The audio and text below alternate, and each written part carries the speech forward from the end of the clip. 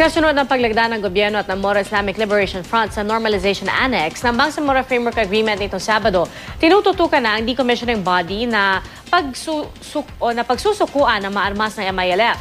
Nakasaad din sa napirmahang kasunduan na bubuwagin na ang private army sa mga teritoryong sakop ng Bangsamoro. Balita natin ni Joseph Morong.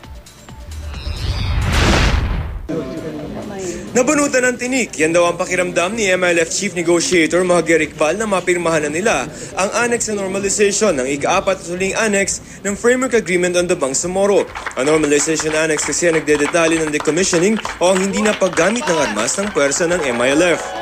But the issue of normalization is the most sensitive, emotional, and as far as I know, it entails a lot of sacrifices on the part of the MILF because to pay for peace, real peace in Mindanao, we have to decommission our forces.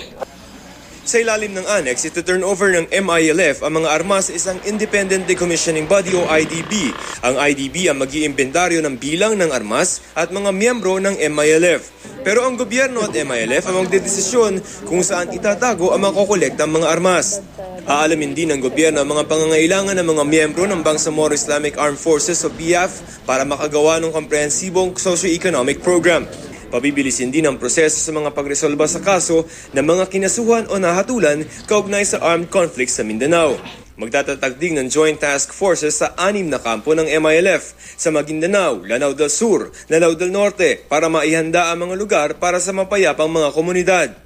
Ang ibig sabihin nga nito, di ba, hindi na kailangan magkawatak-watak pa ang Pilipinas para magkaroon ng katahimikan at saka kaayusan at kaunlaran dito sa ating bayan. Kaya nga tayo may peace negotiation para yung bansa natin ay maging talagang sama-sama ng magkaisa.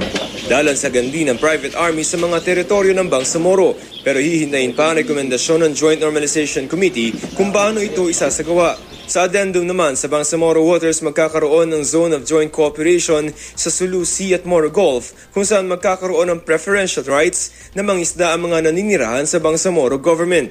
Dagdag ni Ferrer, may papel ang mga residente sa binubuong Bangsamoro Government dahil pagbobotohan pa rin muna kalaunan sa isang plebisito kung gusto nila itong pampalit sa kasalukuyang Autonomous Region in Muslim Mindanao. Sila rin ang mamimili ng mga bagong leader. Mula rito sa Kuala Lumpur, Malaysia, Joseph Morong, GMA News.